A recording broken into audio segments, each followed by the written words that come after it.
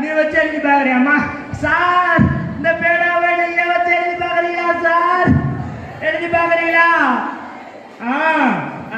அசக்கு அந்த பேனாவை தான் நீங்க வச்சுக்கிட்டீங்க. இந்த பேனா அவர் எனக்காக கொடுத்துட்டு போயிருக்கிறாரு. திரும்பி வந்து கேட்டாருன்னா நான் எதை கொடுப்பேன்? ஐயோ, இருந்தாலும் உங்களை நினைச்ச ரொம்ப பாவமா இருக்குது. என்ன செய்யறது என்ன செய்யறது? சரி ரைட்டு, இந்தாங்க இந்த பேனாவை நீங்க வச்சுக்கோங்க. சரி, 2 பேனா என்கிட்ட வாங்கிட்டீங்க. அடுத்து ஒரு விஷயம் காமிக்கிறேன். அதை பார்த்து நீங்க அப்படிலாம் பார்க்காத. அந்த பேனா வண்டி அடுத்து நான் அந்த பொருளை நீ எடுத்துட்டு போயிட்டேன் அப்படின்னா நான் டெய்லி அதுல இருந்து படிக்கணுமா இல்லையா? அப்படி திரும்பிடா நீங்க. ஆமா, இந்த இந்த இது என்ன தெரியுமா?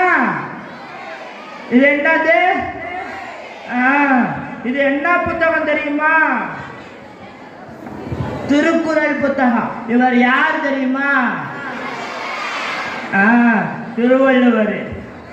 1330 குறள் எழுதியிருக்கிறாருப்பா.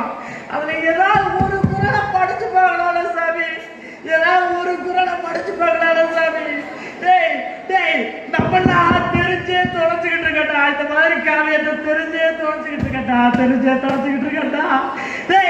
நம்மளே படிக்காம போயிட்டோம் அப்படின்னா இனிமே வர்றவங்களுக்கு திருக்குறள்னு புத்தகம் இருந்துச்சு எப்படா தெரியும்? இந்த புத்தகத்துல மனுஷனா இப்படி தாண்டா அப்படின்னு இந்த மனுஷன் எழுதி வச்சுட்டு போயிருக்கிறாரா. இனிமேலாவது படிச்சு போட்டா தயவு செய்து நான் சொல்றதை கேளுங்க சாமி. இந்த புத்தகம் என்னது? இந்த புத்தகம் வேணுமாப்பா உங்களுக்கு? அசுக்கு இந்த புத்தகத்தை நான் உங்களுக்கு கொடுத்துட்டேன் அப்படின்னா நான் எதை வச்சு படிக்கிறது? அடுத்து ஒரு விஷயம் காமிக்கிறேன். அதை பார்த்து யாரும் எடுத்துட்டு போயிடக்கூடாது.